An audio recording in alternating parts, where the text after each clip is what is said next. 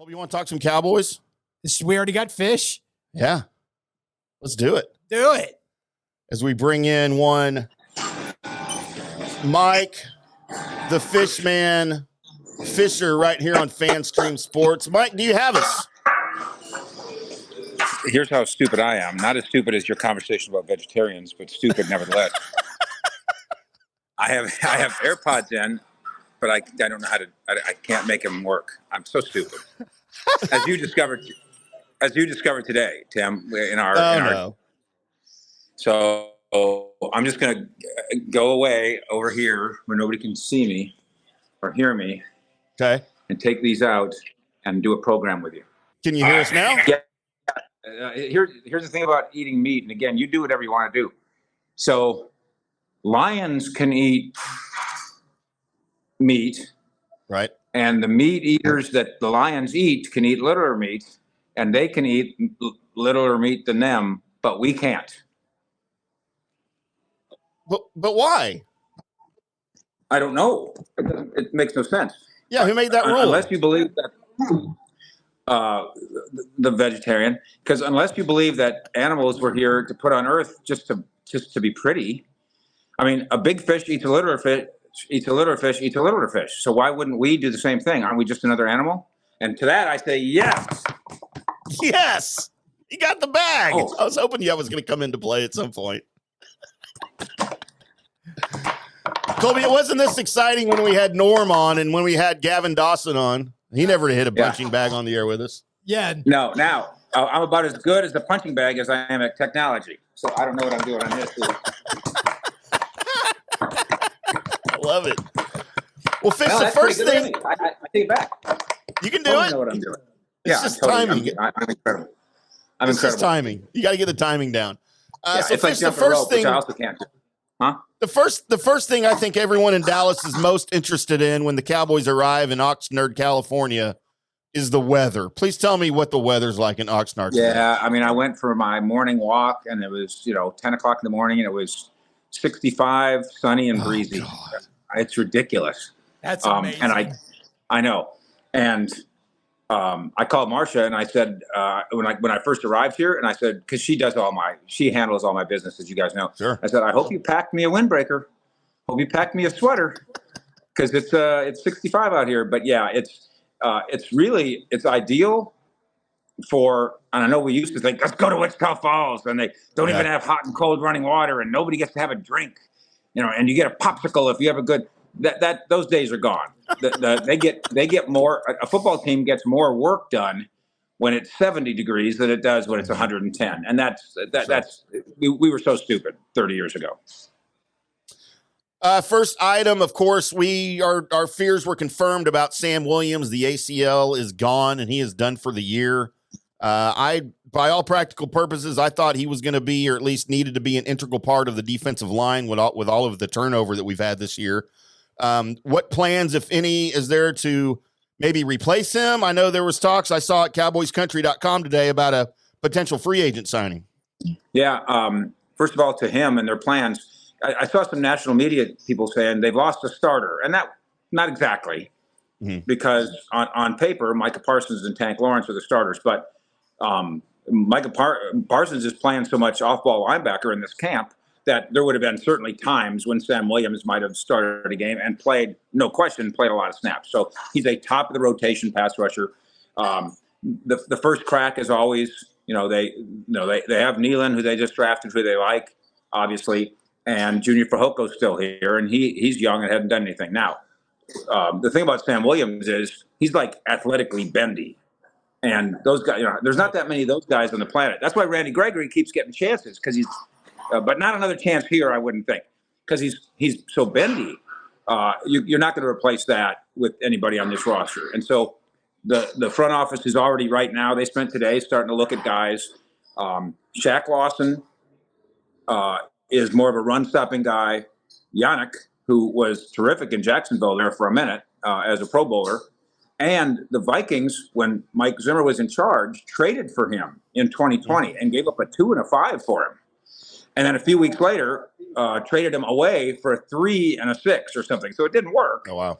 But obviously, there's at one point Mike Zimmer liked him, and then I think another really good name, and he's the one that says "Look at me," is Carl Lawson, who put on Twitter on Sunday evening just put a star emoji on Twitter, which Right. Unless he's into astronomy, I think we all know what that means. So it makes perfect sense for the Cowboys to go find the guy that is best suited to be Sam Williamsy. And because we know about the blow it up and remodel, it's going to be a 1-year deal. Which one of those guys want to sign a 1-year deal, and which one of them wants to do it on the cheap? Just the way it is. Yeah. Now you just mentioned the shortness of the contract and what's I know you've been to a lot of these, a ton of these. How is the feeling around there? And does it feel like any of the other times that you might have had a coach or somebody that might be on their last year? Does it have that same feeling with this? They did this there's some trials going on? Yeah, Garrett had this 1 year, and then famously for me is Mark Cuban did it to Nelly with the Mavericks. Mm-hmm. And Don Nelson was like, this is unheard of. And Cuban's response was, well, quit going to the golf course so much, and maybe I wouldn't have to do it this way. He was letting Avery Johnson run practice while he went to the golf course during the season.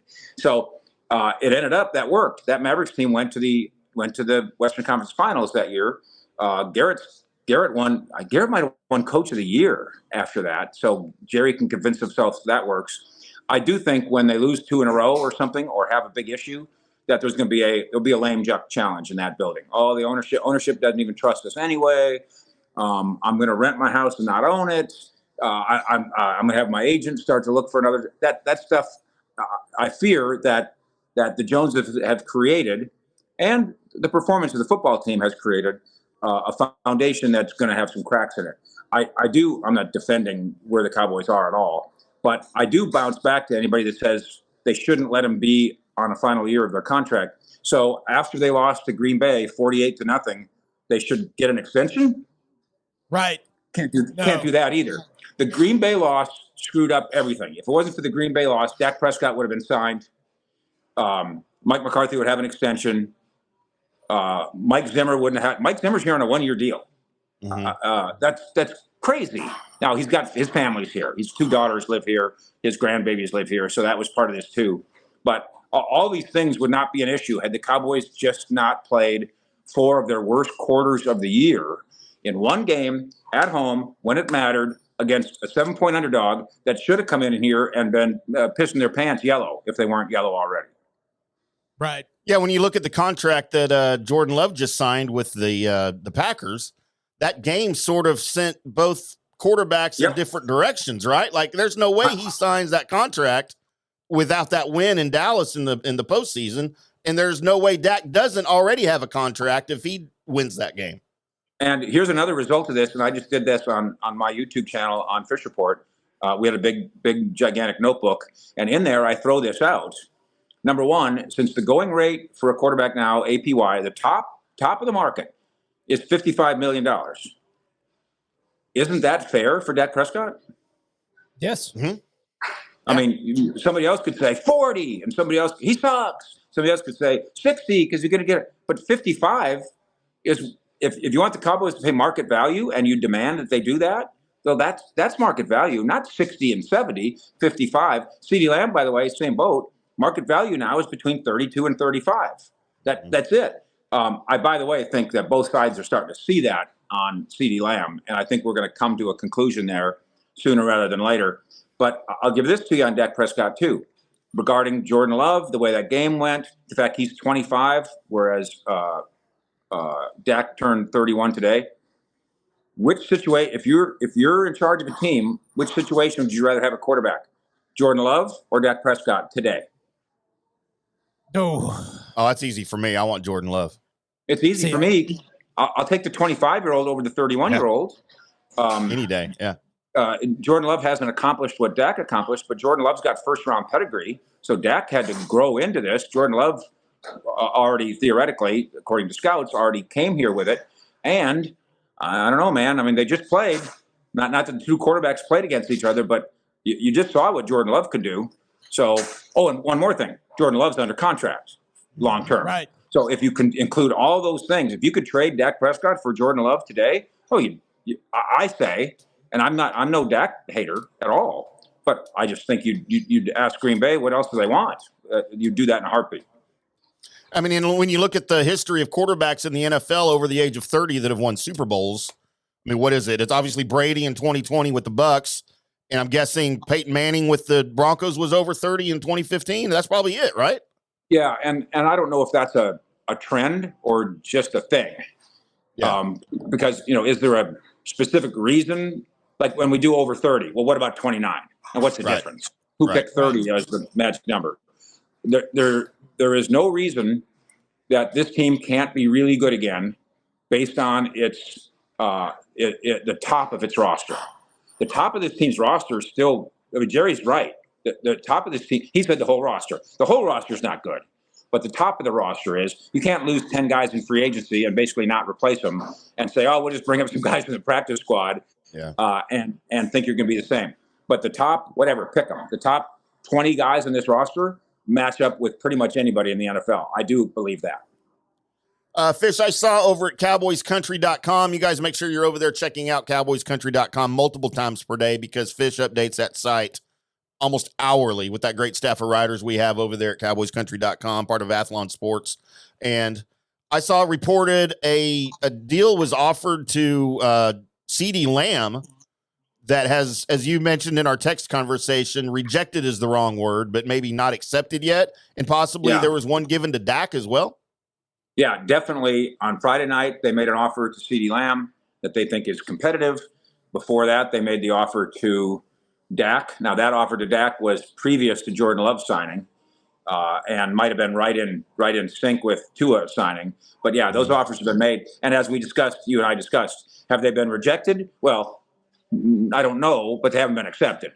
So there they sit on the table, I assume, for the agents to now counter. But I think we're getting to the point of reasonableness. And I know we are on CeeDee Lamb, and I'm going to assume we are on Dak, where the Cowboys aren't, the Cowboys aren't being cheap. That's such a dumb word. They are keeping their powder dry for next year. Otherwise, they'd be signing a bunch of guys to multi-year contracts. And most of this roster is going to be on one-year contracts. I think literally most of the roster. So they are keeping their powder dry for the future. But, they only have $12 million of the cap room. So you can't call it cheap. And somebody on ESPN said, I wonder if they're cash poor. What are you, out of your minds? The Joneses, Jerry, I've been saying this for years, and it stands true. He's got land, oil and gas land holdings that he doesn't know even know he has. Like Tim Ham knows what's in his portfolio. You know exactly what. Yeah. Both items. You own this, and you owe on that. That's your portfolio. You got two sheets in there. The Joneses, the wealth is so enormous they don't even know how big it is, really. And so that doesn't mean that Stephen isn't operating on a budget. That can be true. Also, it's factual to say that when it comes to handing out big guaranteed checks, they do it less often than other teams, but that's because they don't buy other teams' players. They just pay their own. And if they were cheap, like cheap, like we don't want to write big checks, they never signed Michael Gallup. Why would they have done that? They never signed Jalen Smith. Why would they have done that? Cheap. Why 4 years ago, why'd you sign Dak Prescott? That was an enormous check at the time, and on and on and on. So it's, you could say they're stupid, but you can't say they're cheap. By the way, Michael Gallup just announced his retirement here last week, I think, too, from the Raiders. So the Cowboys, he did, yeah. For all of their, what people call roster mistakes and poor decisions, that was a good decision for Michael. And you know what? Good thoughts for Michael Gallup. Loved him here. Great guy. But man, that injury, he just never came back from that ACL quite the same, and that's unfortunate for him and the Cowboys, really. Well, really, Gallup is a prince, and I love Jalen Smith to death. And to some degree, maybe the Cowboys paid for their quality as people. And in the end, Jalen Smith, that was a medical miracle. And maybe, as I said the other day, we did the interview this morning on the Fish Report, one-on-one with Damone Clark, who went through some of the same thing. Remember his back fusion surgery? Yeah. He didn't even know he had it. They discovered it at scouting combine. You know, if you're a person of faith, that's a medical miracle, and maybe it's a miracle too. But Jalen Smith was never, ever quite what he was going to be. And Michael Gallup's knee, the medical people will say, Michael, your knee's fine, but it wasn't fine in his head. And so that's the end of that for that good guy, Gallup. Sitting through a training camp and such, and noticing Zim overdoing anything with the defense and the moving around of Micah Parsons, and we've heard reports that Micah seems to be really digging what's going on with Zim. Is there anybody else that's out there that you've seen that is adapting well, and is there any big change for the fan that's sitting there to be able to notice, or are we just going to see a defense out there? Yeah, I think you will notice Mozzie Smith physically. I think they figured out.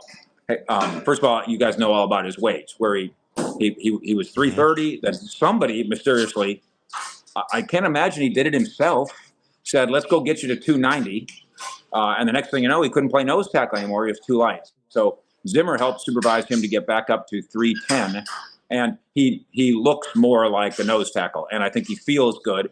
Don't ask him. He can't do 3 technique things. Remember when they drafted him, they said he can get upfield. Someday he's going to rush the passer. No, he's not. Right. He's a refrigerator.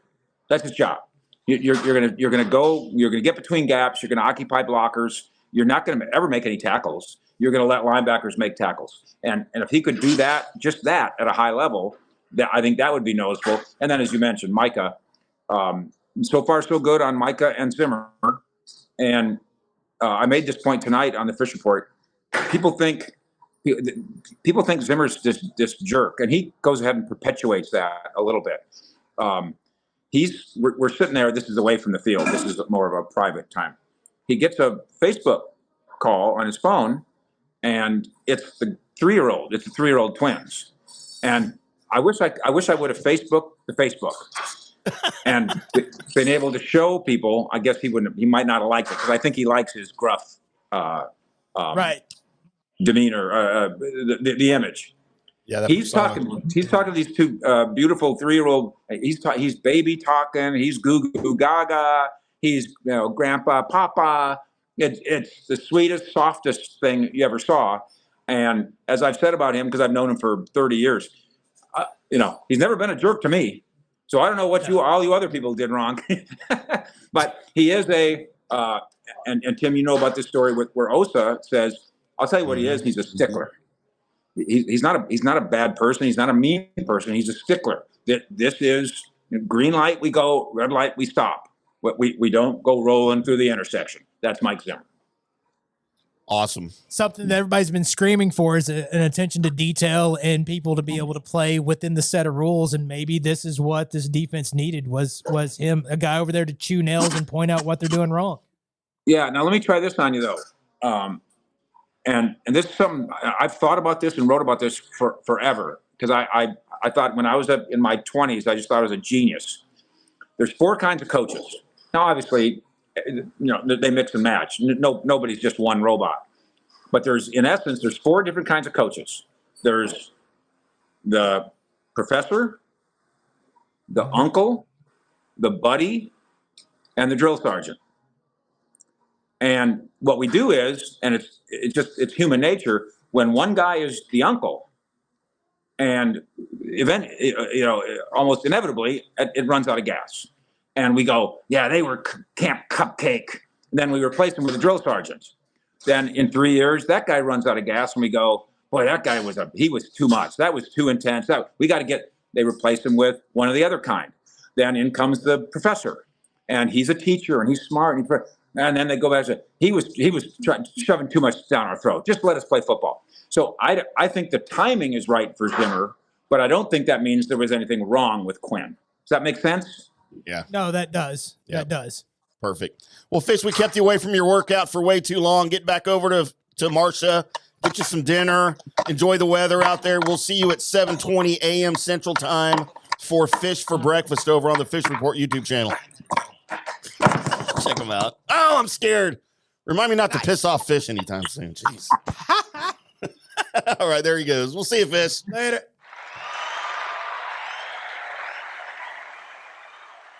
How about that, Colby? How about that? Live from the fish mouth himself. Yep. Exclusive. You guys make sure you check Fish's podcast, by the way, right here on FanStream Sports.